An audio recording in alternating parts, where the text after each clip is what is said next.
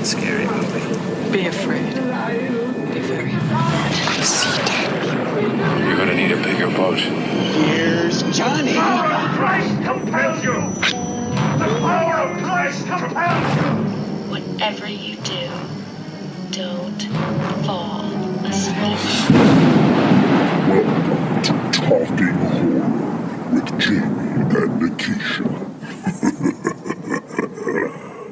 Hi, I'm Jamie. And I'm Nikisha, and this is Talking Horror with Jamie. And Nikisha, where we share our love for spooky things and talk horror through the lens of human behavior. Welcome, guys. Welcome. And today we're going to be talking about Don't Say His Name Too Many Times. We'll have to actually count how many times we say his name in this podcast, but we are talking about the much anticipated, finally 2021 release of the supernatural slasher thriller, as Wikipedia defines it, Candyman. Woo! Candyman isn't real. I saw him. Candyman isn't real, Anthony. You know what is real? Me, Anthony, me. This is real. You don't understand.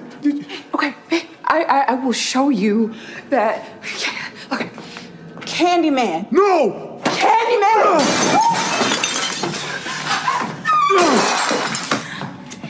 Don't say his name. Don't follow me. I don't know what's like a good like sound effect to make in announcing it. Like, do we do like bees buzzing? I think it's the bees. I think it's the... Yeah. I could put the bees back in because we did bees for the first Seaman movie. I don't think that's what we should call it at all. Yes. Well, I think the bees are... The sweet gentleman. Oh, my God. It's going to be the great. Bees for the Seaman. Beeman. I'm going to call him Beeman. Call it B-movie. That's also another horror movie. Absolutely. So now I want to call it The Seaman. Wow. This movie was directed by Nia DaCosta and written by Jordan Peele, Wynn Rosenfeld, and DaCosta. It was produced, Avi, by Jordan Peele's company, Monkey Paw Productions. It is starring Yahya Abdul-Mateen, my favorite from Black Mirror, in the gaming episode. If you guys watched it in the latest season, he is in that episode. It's fantastic. Mm-hmm. We have Tiona Paris, Coleman Domingo, Nathan Stewart, Jarrett rounding out the cast. And Nathan is who I also like to call a mini Billy Porter. Did you guys get that watching him? He played the brother. Oh, yeah. I didn't think that, but you saying it, I definitely understand what the vibes you're getting. He immediately got on the screen and I said, why was Billy Porter not cast? I guess he was too busy being in Cinderella. Golly, but he definitely could have played this role. They are the same person. Obviously, we're going to be talking heavy spoilers in this episode for the brand new Candyman, not the one from the 90s. We already did a podcast on that. You have to stop listening to this right now. Go listen to the first Candyman one. Watch it as well.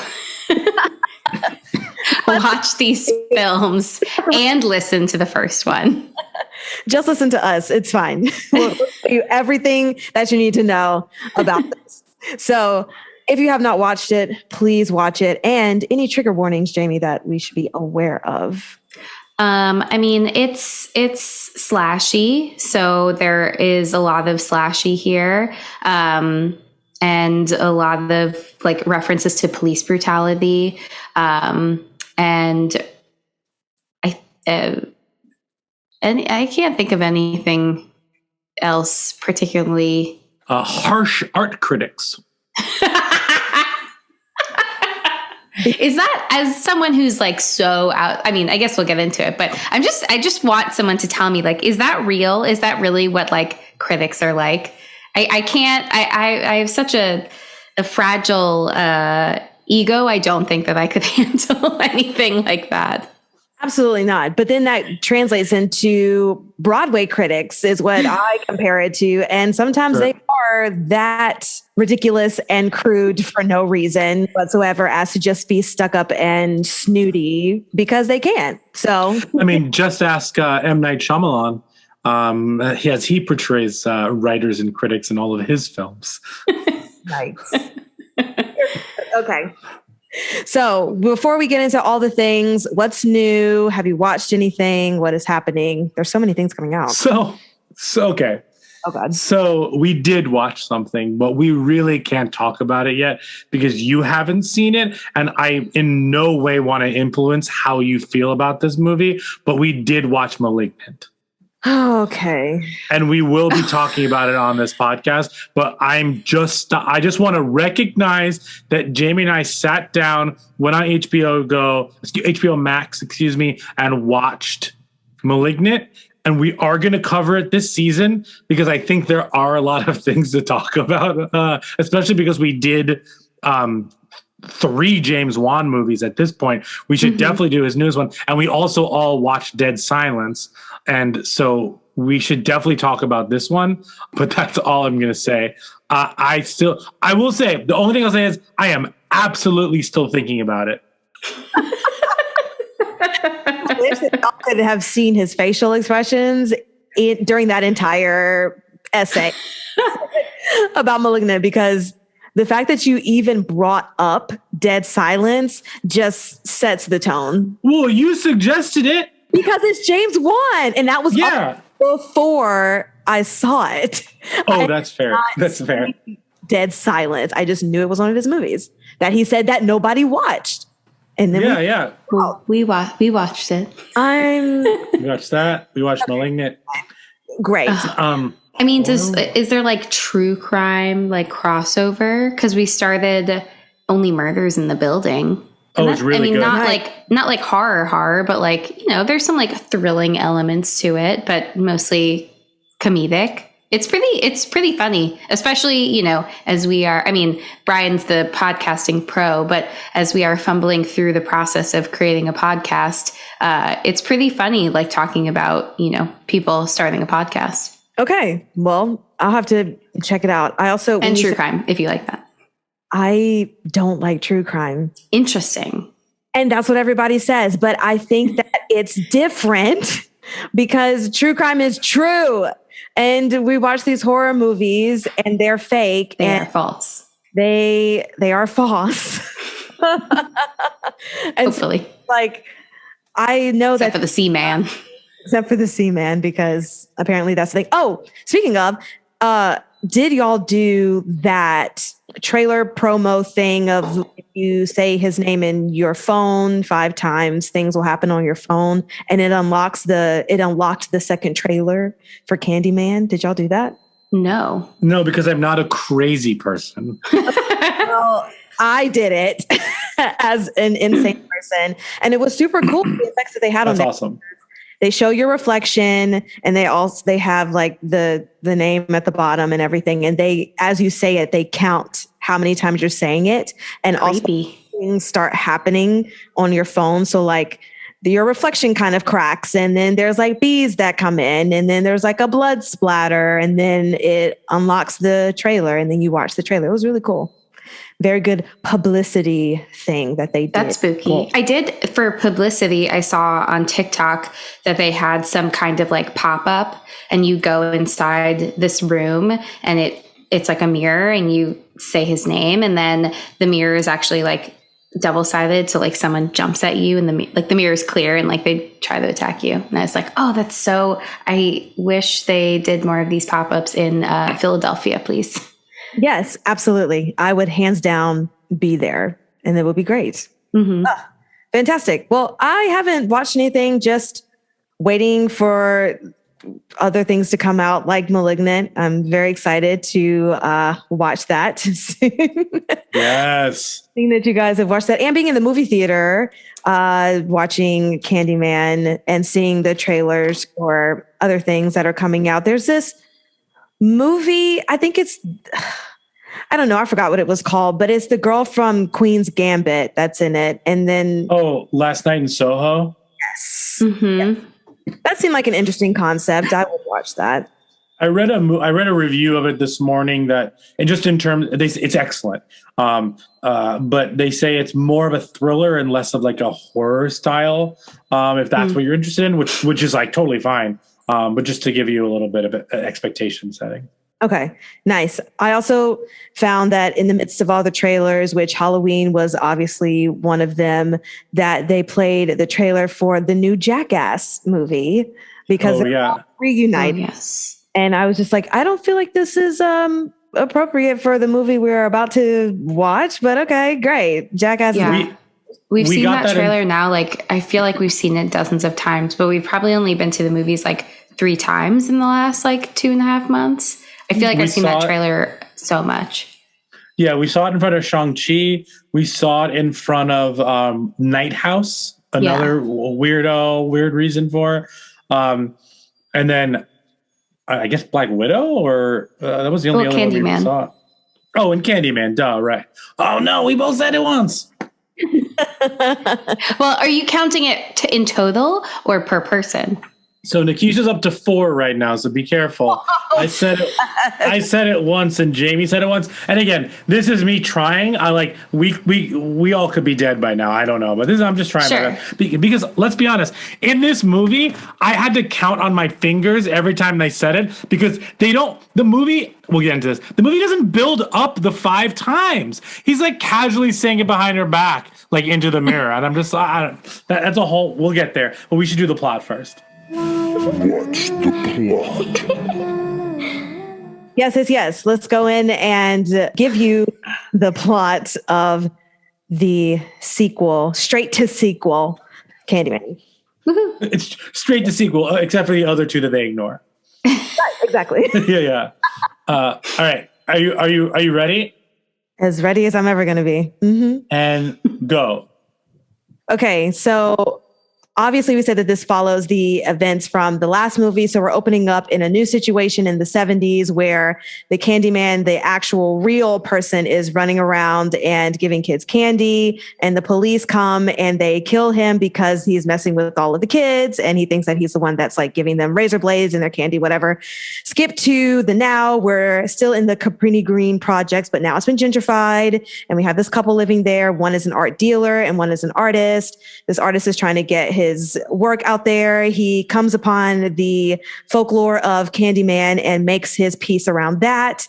And he puts a mirror up. And so now he has people saying Candyman. And as people say Candyman, they die. And as I'm saying it now, and probably, y'all just look out and watch and see if Candyman is going to be behind me in this frame.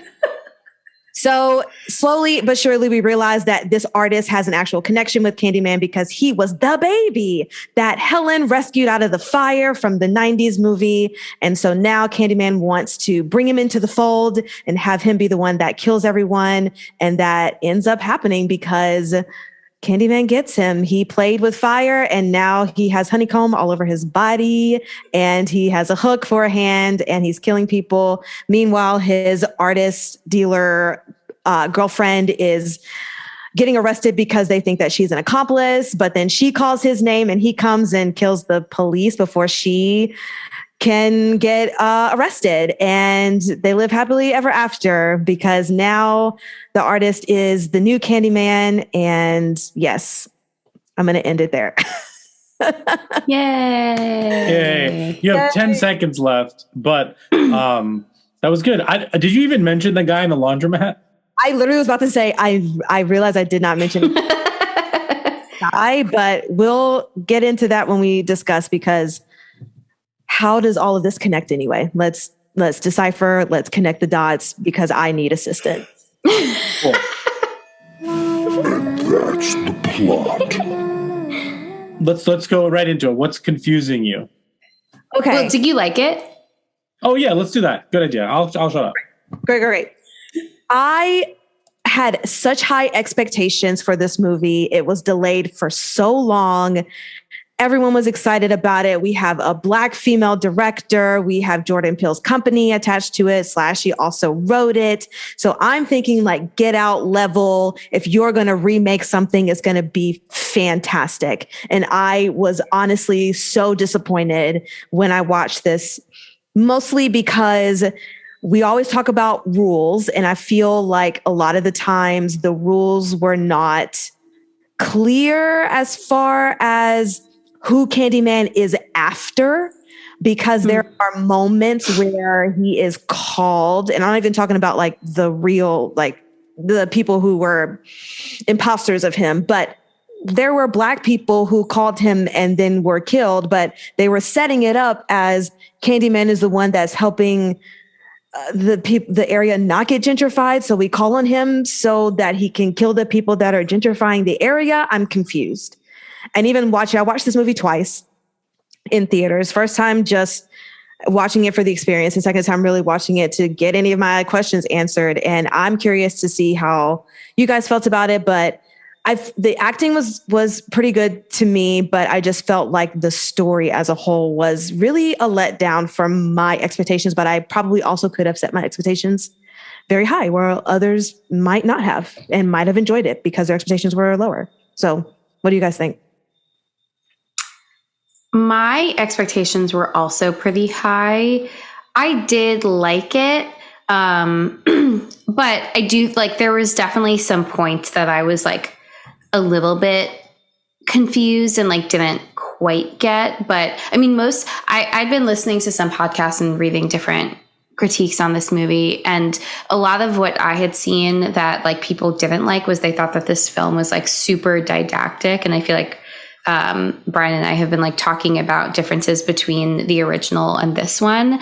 But I mean, it is a different film. It's like both a sequel and also kind of like a reboot. And so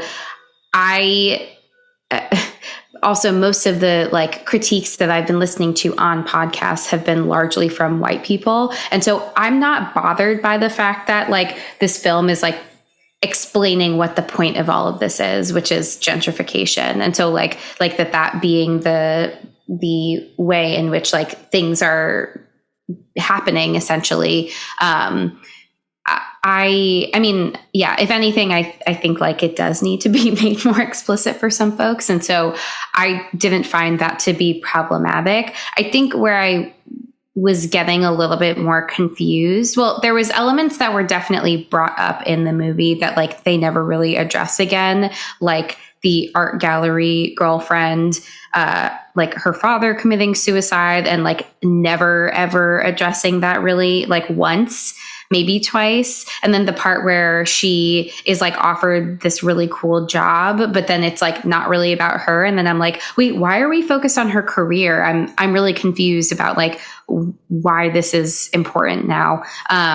So like those things just didn't seem like fully fleshed out. And then the laundromat owner, and like his experience of his sister, I think it was his sister getting murdered near the end. And like, I didn't really understand like what the point of that was, because like it was already established that his version of Candyman was not actually the person who was putting razor blades in the candy. So like, there's just things that felt incomplete, but overall, I still really enjoyed it. Definitely not as scary as the first one. Also, like, want to emphasize that. Like, really, there were parts that, like, I think I was nervous in the beginning, but then when I realized, like, this isn't really like a, like, super hard jump scare type of movie, I kind of, like, calmed down a bit and just, like, kind of kept staying engaged in what was happening. But, yeah. I liked it, but I can see where, like, you know, there's definitely some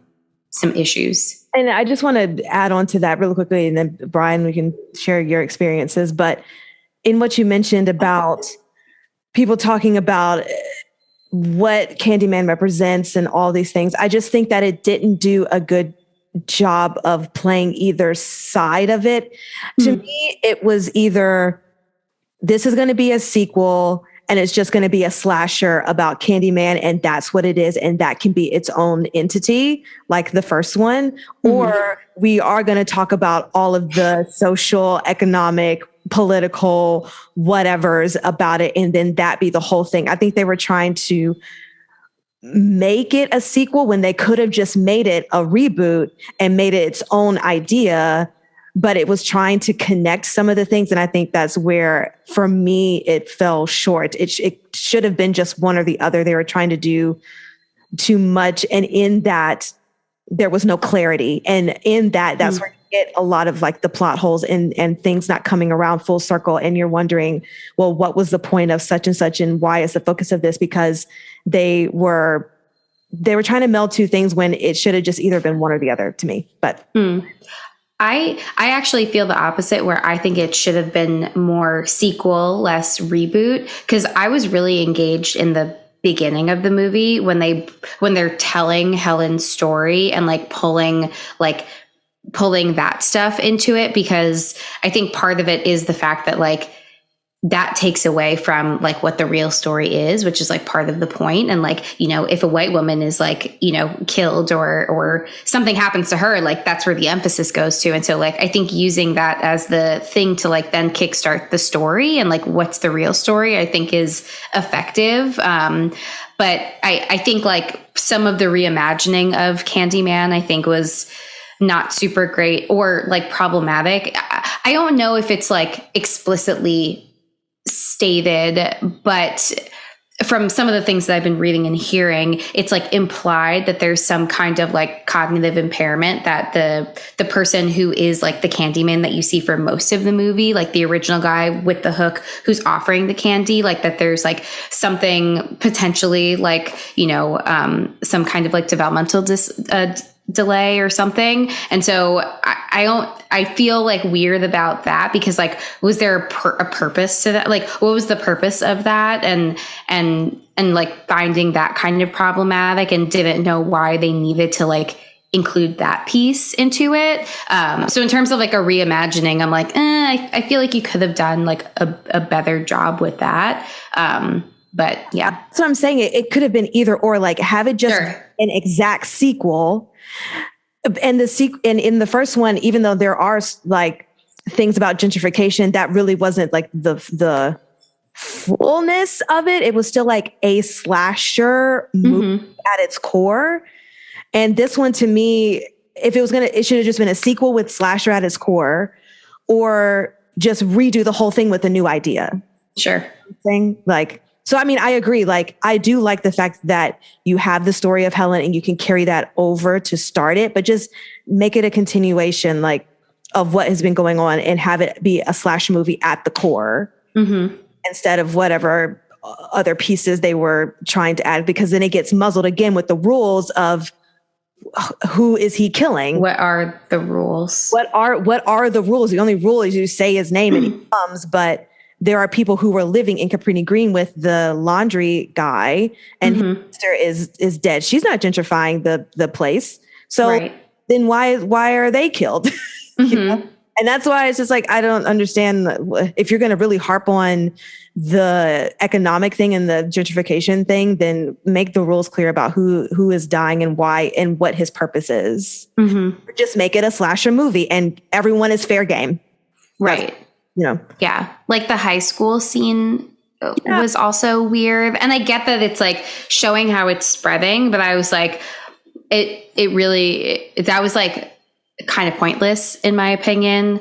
I mean, it's like gory without even seeing the gore. You're just hearing like the slop of like buckets of blood falling on the ground. I don't know how else to better describe the sounds that they make, but like slop is what came to mind.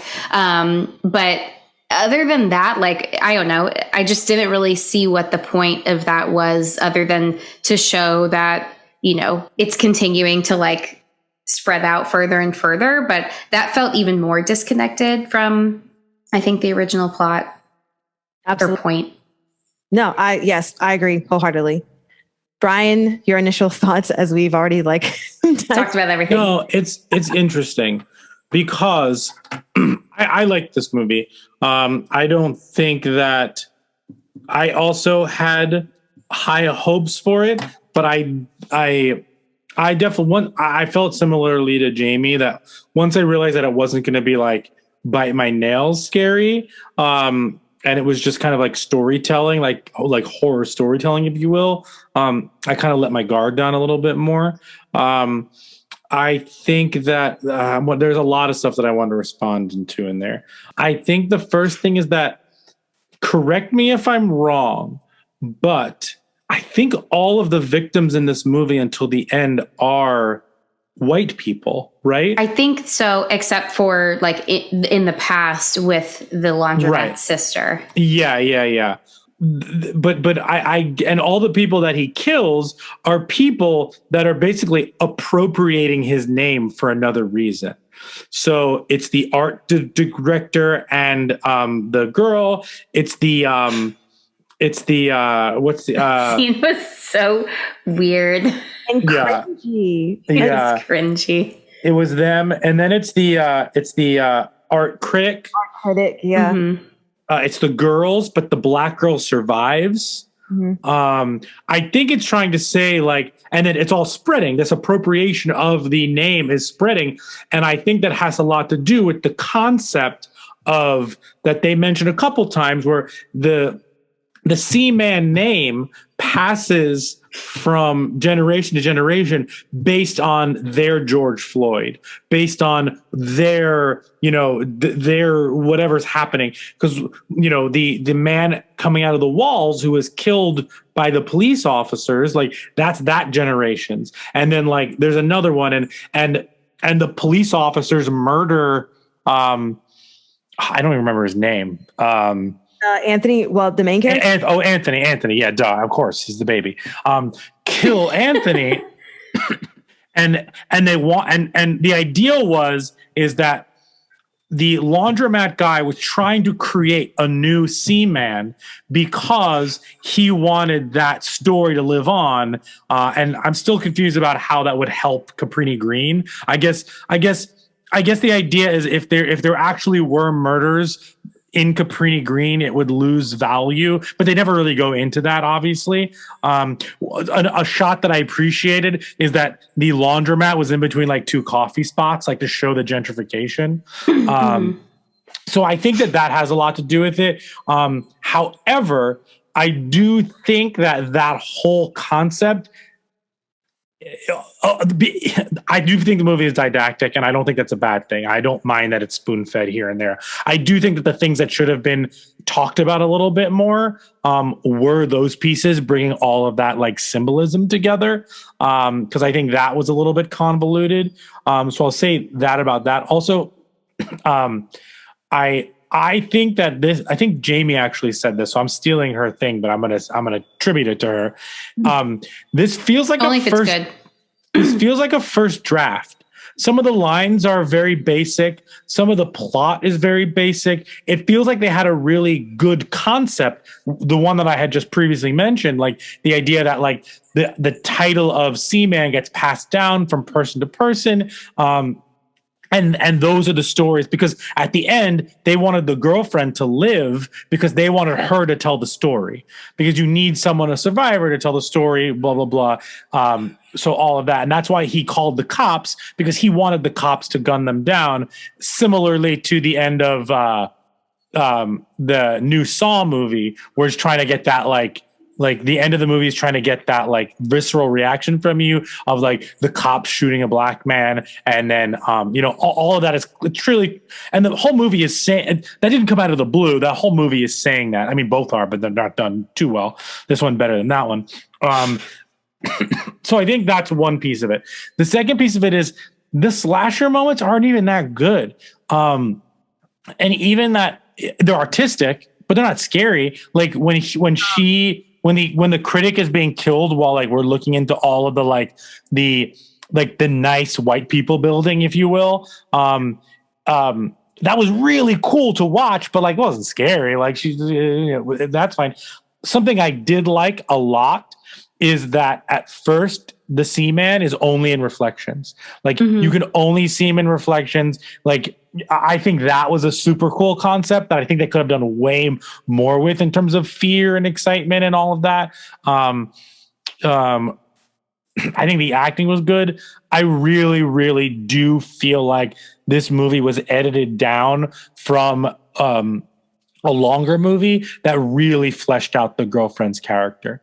I really think that there was a reason why listen, what this movie obviously is doing is it is setting up the fact that she is empathetic to Anthony and sympathetic to Anthony because her father was also a tortured artist who killed himself.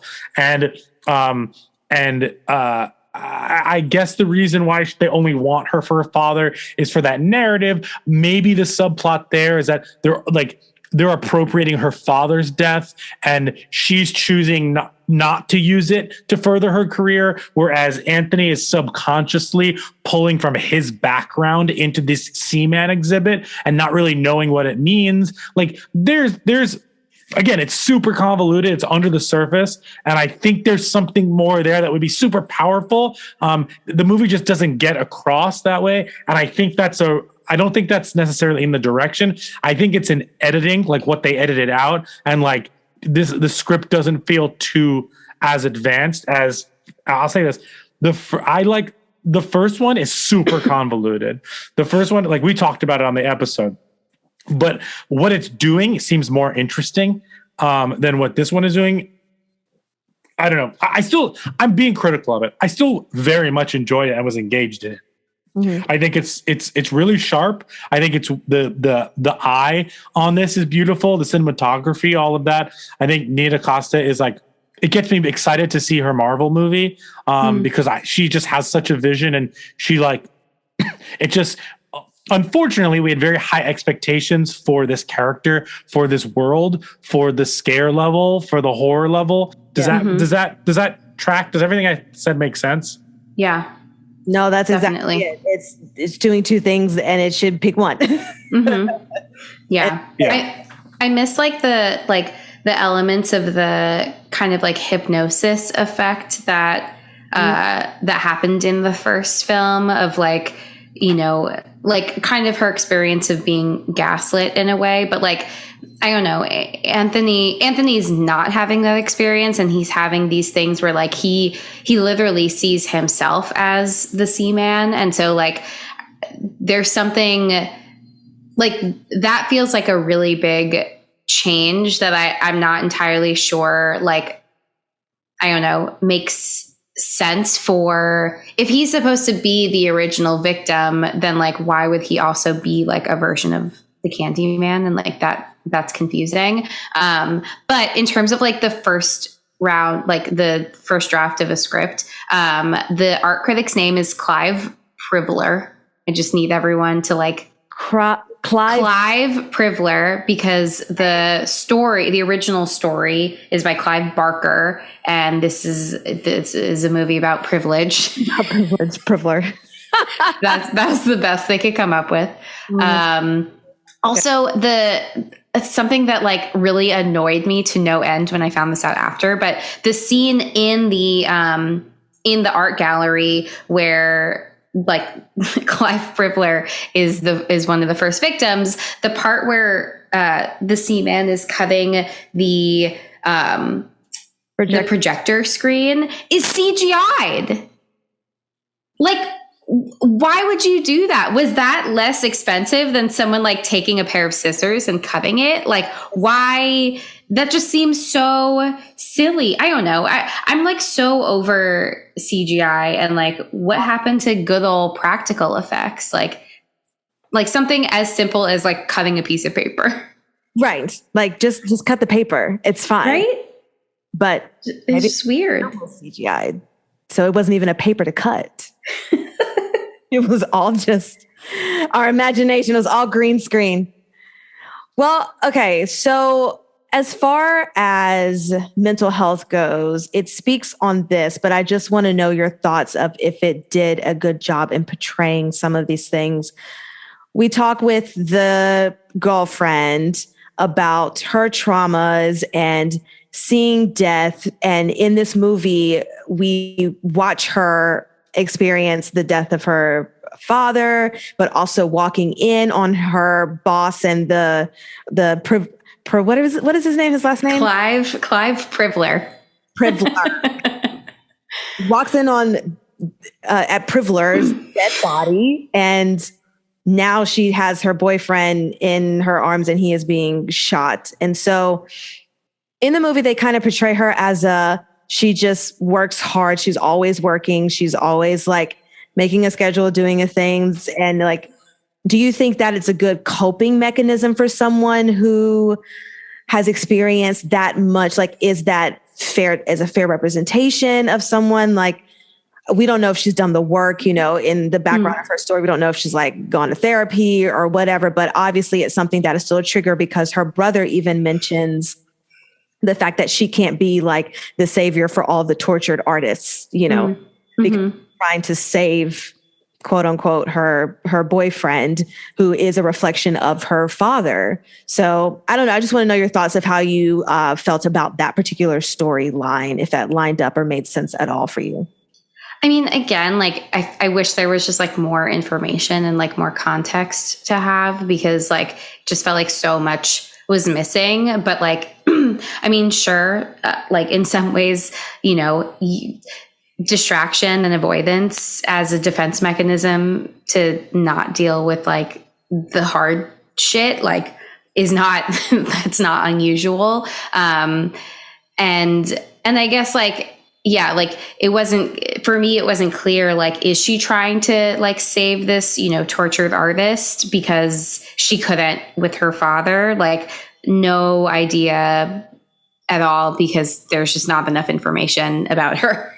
Right. And like her character to know, but like at least the idea that she could just be like like girl bossing it up to avoid dealing with or thinking about like all the trauma that she's experienced. I mean, even like immediately, like her attitude immediately after Anthony dies and she's arrested is like, I don't know.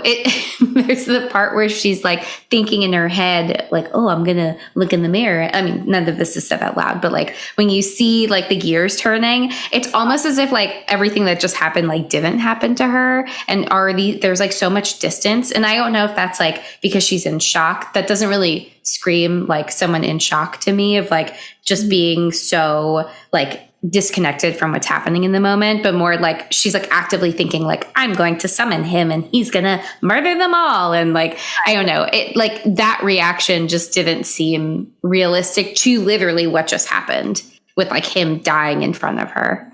Yeah. So do you feel like any part of her mental health journey was necessary for this movie? Like, could we have done without it because of the lack of information, or would we have liked more of it because there could be bits that could fit in to carry the story, but we just needed more information? Which would you prefer? I mean, I guess more information for me, because otherwise then I feel like she wasn't a well thought out like character. They like gave her like some stuff, like just enough to like be a person. But I don't know. It just felt like not helpful. Yeah. Yeah. I mean, my favorite part of this movie was when we finally got to Mr. Todd at the end. Like absolutely. CGI. I mean, I just wish I wish his voice was in it more. I wish he was in it more. Like that. I thought the concept was super cool of like the mantle being passed down based on what the most recent like horror was. However, that doesn't really track with the first one either, because it's still Daniel Robitaille. But like this took place still after the 70s when this other man was considered the Seaman. So like that's a little bit inconsistent. But I guess Robitaille would come back because like I guess subconsciously we're supposed to believe that like she was the reincarnation of his love or looked like her or whatnot. Or I don't know. We're still convoluted on that. But yeah, I just think there was way more to be done with her. We know that she's a wonderful actress. So it's not her. I wish they'd given her more. And then like that last moment should have been more gratifying for you as the audience.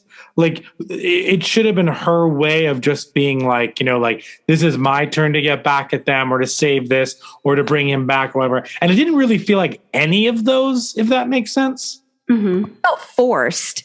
It was like you knew it was coming because of the setup with the police officer being like, okay, so this is what actually happened, or we can say this and you can go to jail. And so then she's like, okay, well, let me see my face in the mirror and I'll just summon this. Like, it just seemed like Was that like written really poorly? Like very much so in my, because it just gives it kind of gives it away of, what is going to happen. And so I think that's where I particularly lost the essence of, or the gratification, like you spoke on, Brian, of at the end, her calling the name, because it was poorly set up. And then you get the line at the end and you're like, okay, well, I also saw this coming because we're an hour and 15 minutes in. It's about to end. Everybody's dead except her. So what's going to happen? Okay. It's going to kill all these police officers, It just, I don't think it was set up well. I was like, is that how like humans talk? Like, is that like the way that cop was speaking? Like, is that how people talk? I mean, I guess it goes to like how the art critic was speaking. Like, is that how like humans talk? I mean, as somebody who like knows a thing or two about human behavior, I'm asking other people, is that how humans communicate? Because like that also felt like kind of first drafty of like, this is the idea that they had of what they were going to do, but then they like forgot to go back and update it. Or even like you said, the cringy moment with the art guy, Privler, and the girl, that entire scene, the people like that. What were they even saying? And it wasn't even like, oh, they're drunk and whatever like that. There was no setup for that. Just poorly written. And they tried to, with the best that they had. I mean, I would forgive a lot of the writing if those slasher scenes were excellent. Like if those scenes were better constructed, scarier, I'm not even saying bloodier, but like if these death scenes had been way more memorable in a thrilling way, like they are in the first one, even just from like him jumping out the window, like that's ridiculous, but I remember it. Or like all of the blood at the very end of the movie where she kills her duty head husband, like, or even like her friend in like, there's just so many moments in that first one that I definitely remember. Whereas I remember these because they're artsy and not because they like, I got a visceral reaction out of me, if that makes sense. Yeah. Well, even the supposed jump scare where the girlfriend gets kidnapped and she's running in the dark and she drops her cell phone, as the light as she's trying to get out of the warehouse thing. Yeah. And so we have like, and we always talk about setting up the jump scare and whether you're using like shadows or slowing down frames or whatever the case may be. And so this one you have like darkness. And so that something is coming. You're waiting for it to come. But even when it does come, it's just a blurry mixture of like lights and them fighting. So it's not even... You get the jump from the silence to noise, but it doesn't match the picture that's happening. And so then you're just looking at confusion of like lights flashing and people fighting and, the frames are everywhere or the picture is everywhere. And then just like loud noises. So it just falls apart. I did like some of the fact that like Candyman is just like randomly in, mirrors in the background. If you're like Mike Flanagan looking around for ghosts and stuff like that, like you see the Seaman in some places. You're supposed to see him. He's not hidden like in a Flanagan TV show or something like that. But I appreciated that. I just feel like it happened a lot. Like I never felt like it was a jump scare. It just like it was the same trick over and over again. And like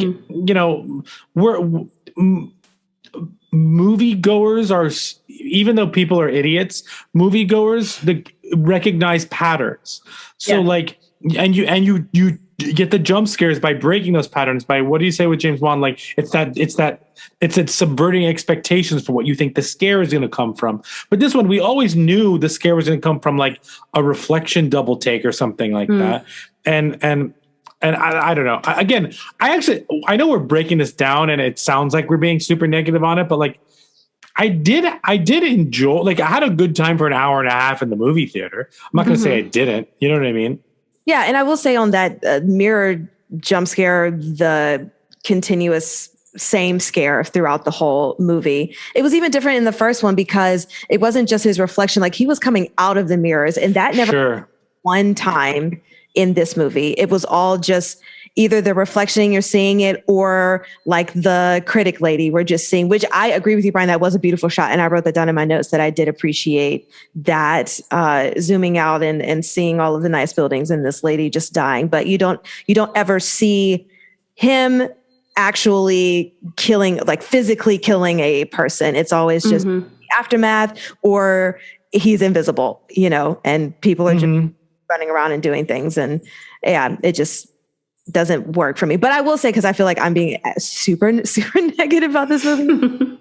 Some of the things that I really appreciate about Jordan Peele is that he does write for a particular audience and he puts little things in there where it's like for Black people. And you're just like, yes, I appreciate this. And one of the moments that I just laughed both times I saw it was when the girlfriend was trying to look in the laundromat for Anthony and she opens the door and there's this staircase and it's dark and she was like, nope, and closes the door and is like, okay. Yes.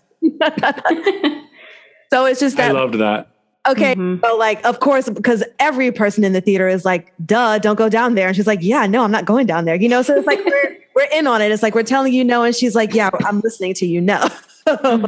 And I know that this is probably the next step up, but even just the lines where like the brother is like, you know, a Black person should not be doing this. Like that kind of stuff. Like I appreciate all of that. And also like, as a white man sitting in a movie theater watching this movie about gentrification and like, you know, it definitely got me thinking and made me uncomfortable at some points. It was supposed to make me uncomfortable. So like its effect was very effective. Its intent was there and got it. And I appreciated that. Absolutely. Especially when they're talking about gentrification, when they're talking about like, you know, this concept that, you know, it started with the Seaman as a slave, Daniel Robitaille as a slave. And then, you know, basically like all these versions of Candyman are like slave oriented, even though it's not just like straight up off the boat from Africa. This is terrible type of slave.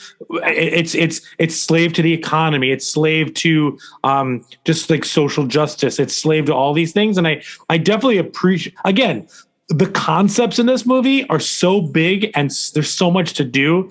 And then on the flip side of that, like, I just don't know. The intent was there. I don't know if the execution was the best. Right. And going along with that, because they touch on it maybe just twice, but the fact that at the beginning they are talking about the gentrification of Cabrini Green and the sister's boyfriend, the white guy with the curly hair, was saying like, oh, like y'all are like this building, like they gentrified this building and you guys moved in. Like we're talking what you actually contributed to, quote unquote, very loosely, but you know, and the fact that the critic was mentioning something about you people and he was like, you people. And she was like, yeah, artists are the ones that are benefiting from gentrification because they're moving into these buildings and, you know, whatever, which even though the comment was sly and she wasn't like really accurate in what she was saying, but I was like, what are you talking about? That line was wild. But it's just of like, the fact that sometimes, and speaking as a Black person, how you can contribute to a system that you try to dismantle, but in ways you are still contributing to something. You know what I'm saying? Not in the fact of this horrible woman who is awful is like actually talking about like Black people and shit. Like, whatever. Saying like, it's always nice to have those little like nuggets of, we're going to give you all aspects of everything and not, specifically just one-sided of things is all that I'm saying. I agree with God. People I was like, is this a real human? Oh man. It's insane. Yes.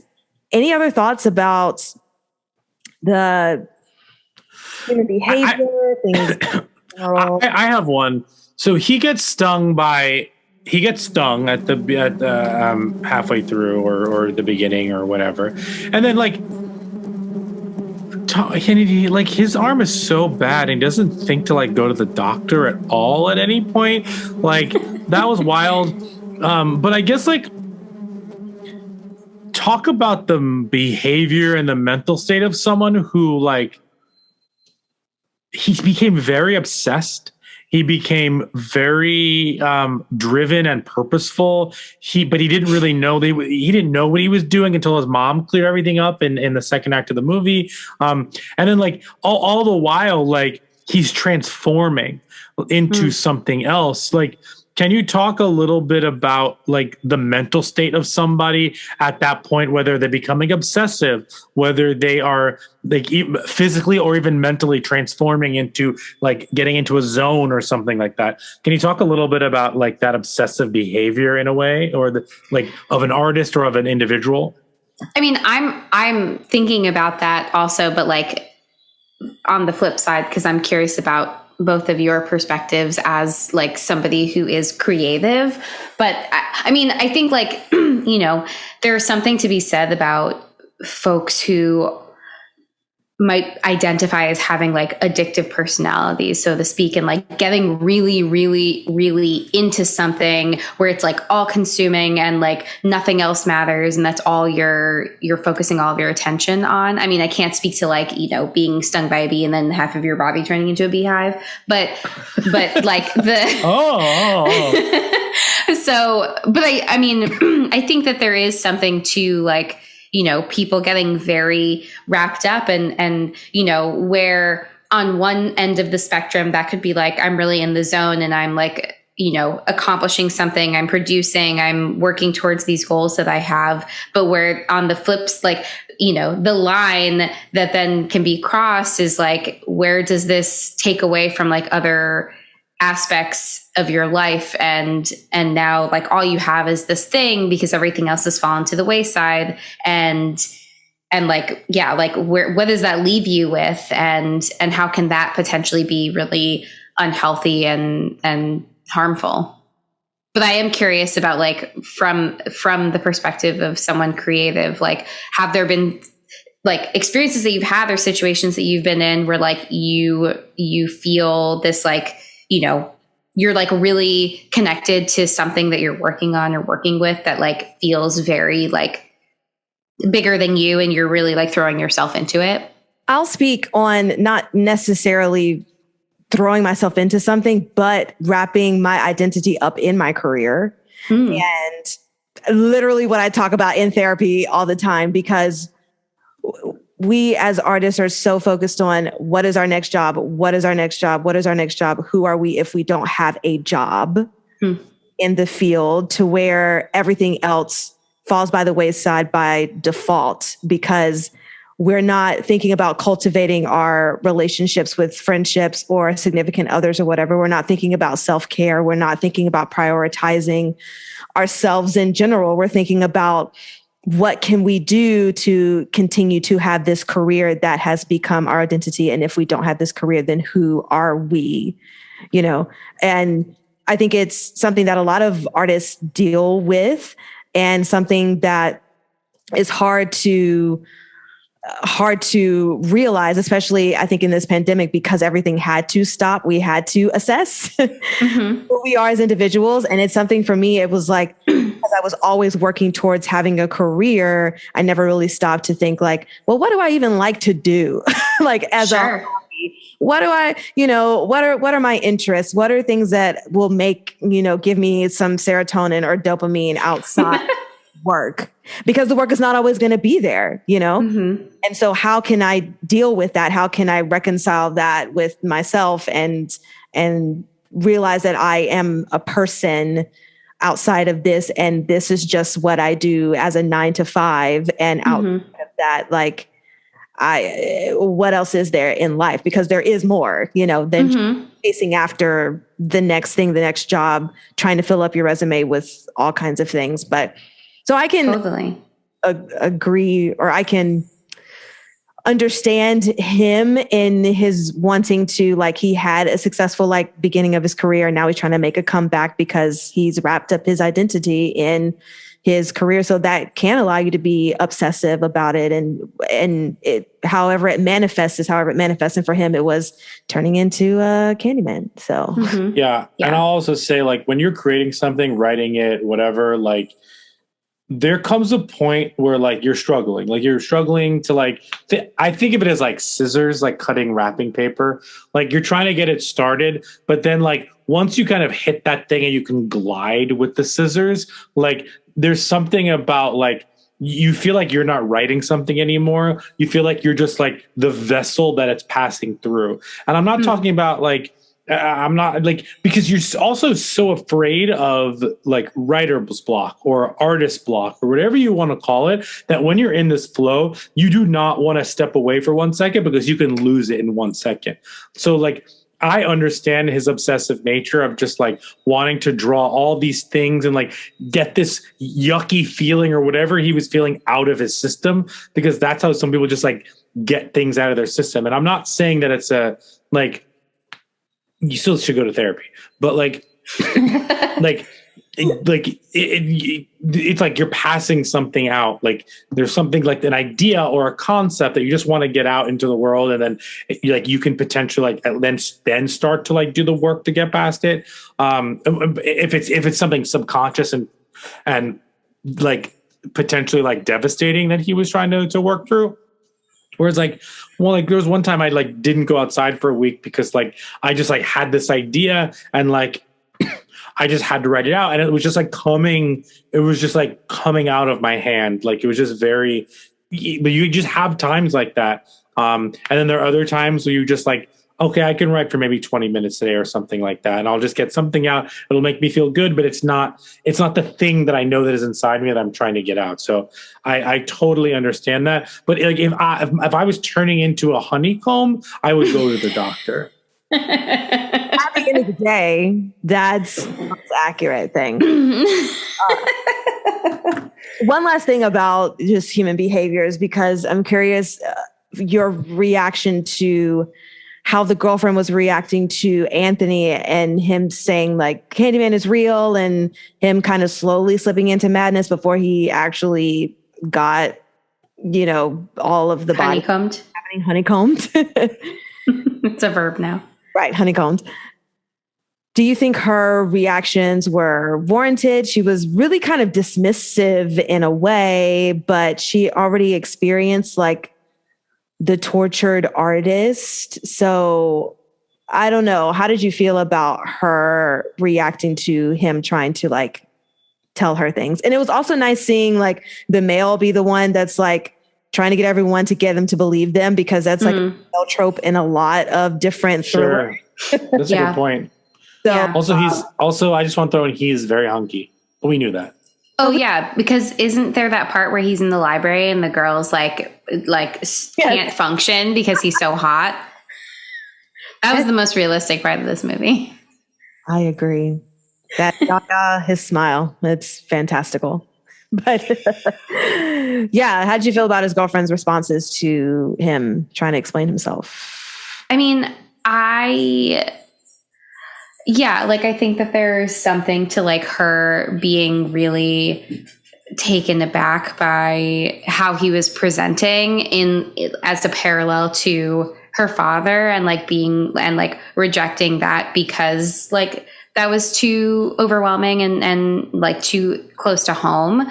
But I mean, I think also, like, for the sake of the movie, like, the way that he was communicating in that moment was making it really difficult for her to, like, be supportive. Like, when he picks up the thing and like breaks the mirror, like that's going to look like escalated behavior that like as a woman in a space with a man who's like breaking objects around you, like that is a red flag for like an unhealthy relationship. So it's understandable from even just that perspective to like want to hightail it out of there, because it's like, I'm now potentially in a really unsafe situation because of like him breaking things around me. So like, I think that makes it really difficult for her to like give space to what he's talking about.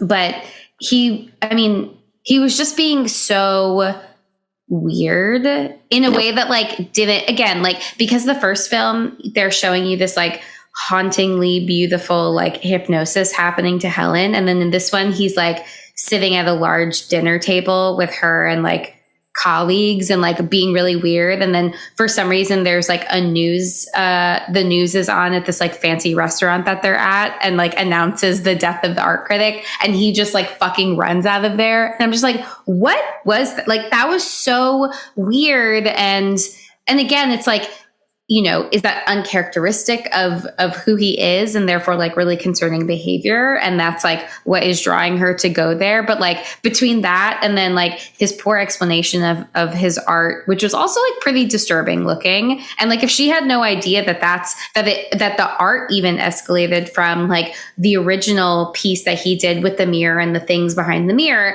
to like these like really visceral and almost like deformed looking pieces of art that were like very gory of all of the previous like victims of police brutality.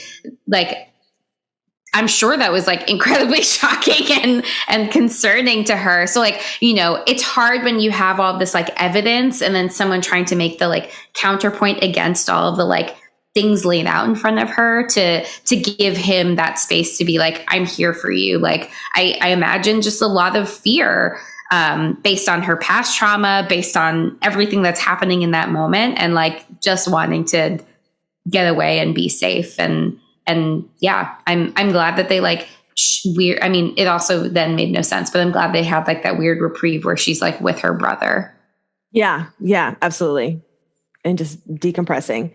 I will say something that I liked, and we haven't talked about, were the little paper dolls that are telling the story in. Oh, that was awesome. Oh my God. Yeah. That was like the best part. Yeah. I thought that was really clever. And I don't know exactly what it added, but I just liked it.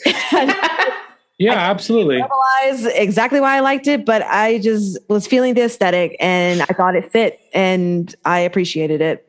Yeah. Having those little figures just look exactly like it, and it's just black and white and you just silhouettes of things. It was just really cool to see. So, should we do Rotten Tomatoes? Yes. Yes.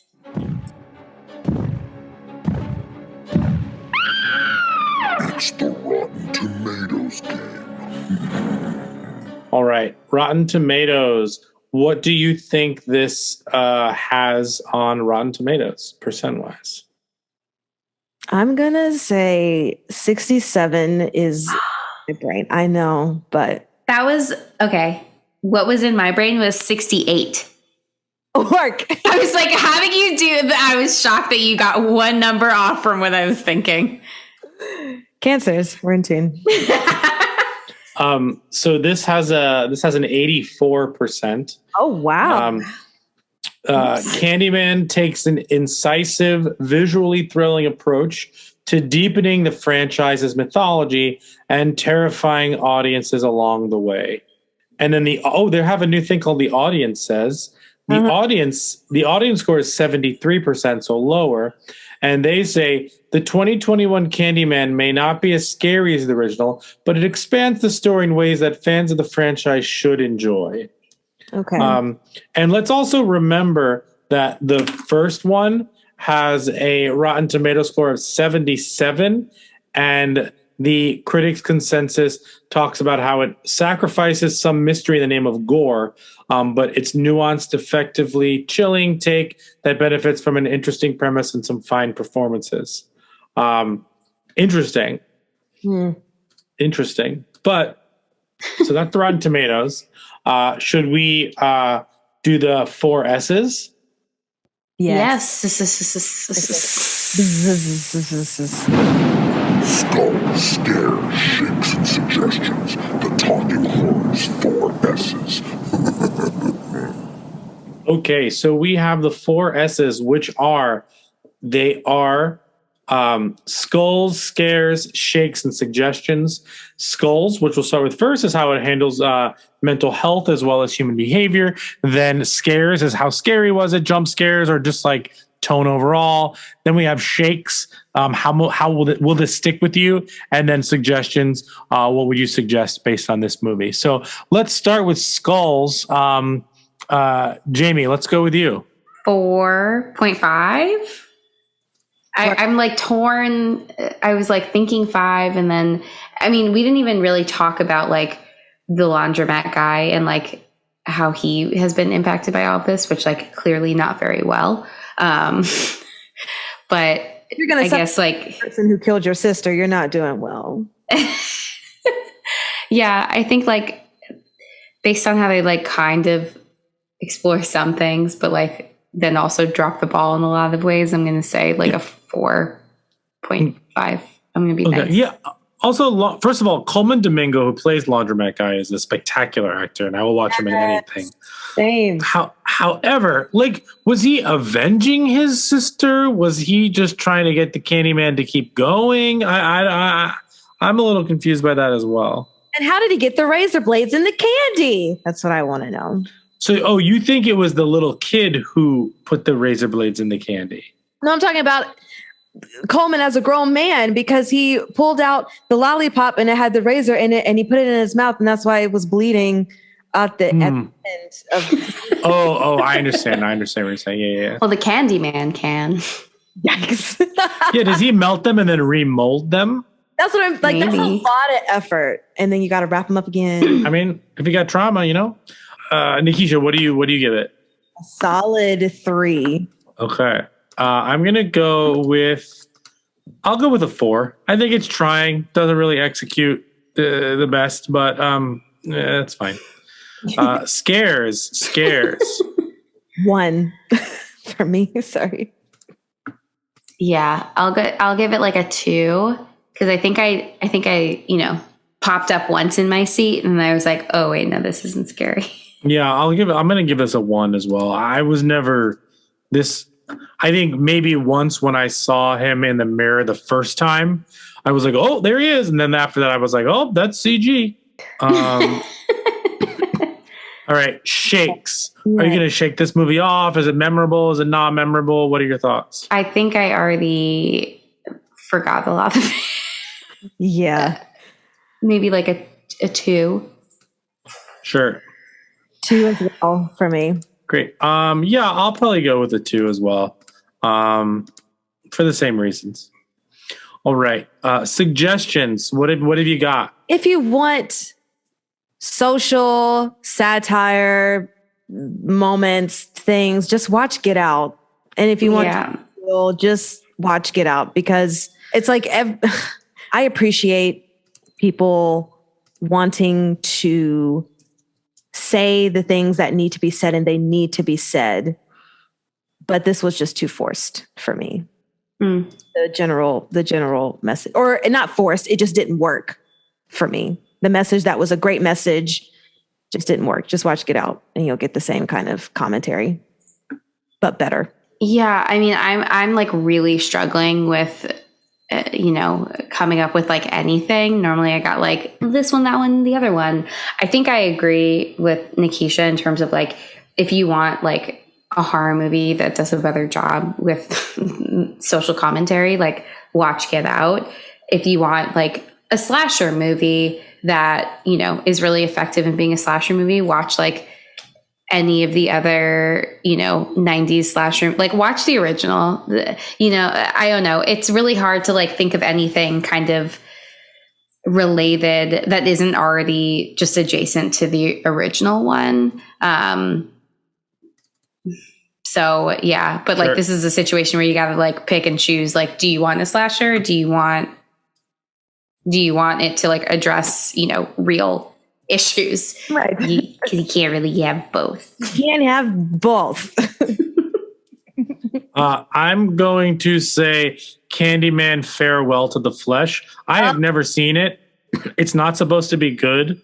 But I'm very into these ideas of like different, like ignoring these two movies and just making a sequel there. Like, I don't know, if you didn't like this movie and you want to go in a different way, watch the one from 95. If you like this one, stick with this one. So I'm going to go with that. I'm very anti you picking movies that you haven't actually seen. I mean, then watch Us, like, or like wait for Nope. Yeah. And we're going to have high expectations for that as well. Yeah, I mean, that one's going to be through the roof for sure. Or what was the, Tessa Thompson, and it wasn't a horror movie, but the social commentary was. Sorry to Bother You. Oh my God. What a wild. It's a wild ride, but if you want some knee-deep capitalism like shit. Talk about going all in. Yes, all in. So watch that. Cool. Well, that wraps up our episode on Candyman. That was a lot. How many times did we say it? Oh, wait. One interesting thing that I learned is that apparently for like the OG one, you were supposed to say his name 13 times. What? Yeah. So, keep that in mind when you can't count up to 5. Yikes. Just 13 times. Also, just our suggestion, like for everyone to be scared. Yes. This is what I kind of like. I didn't do the best job at this. Counting? Yeah, but apparently Nikisha said it 15-ish times. Oh, so you're definitely. I said it 10 times, and I did include when I said Candyman, because I said that I think twice. Maybe I did count that. I don't remember, because that doesn't count. And then according to this, Jamie only said it 4 times, so she's alive. Wow, I'm like super alive. She survived. Yeah, I don't know. Woo! I'm the final girl. Look at that. Love it, love it, love it. Okay. Thank you guys for listening. This has been the new 2021 C-Man 1,000 times. You can, wow, I was like, what am I looking at? So, guys, you can follow us on Instagram, Twitter at Talk Horror Pod, POD. Let us know if you're listening. Also, shout out to the people who've texted asking when is the next season coming, because it has become a part of their routine to listen to us every Thursday, which is really exciting. Woohoo! Speaking of, Brian, where can they listen to us? Sure, wherever you get podcasts, check it out there, like Spotify, like Apple Podcasts. If you haven't yet, please rate and review us. 5 stars, please. And thank you. And we're signing off with a quote that I wrote down because I thought it was hilarious. And it's probably not, but I love it anyway. But Moscato is a dessert wine, according to the brother, because he's complaining at the beginning. Yeah. And then Anthony's like, well, there's some Moscato in the fridge. And he turns with his Billy Porter gaze and says, Moscato is a dessert wine. And then walks. I was like, this is great. This is the horror movie that I've been waiting so long to see. All good things. Well, guys, until next time. Until next time. Busy, buzz. Biz.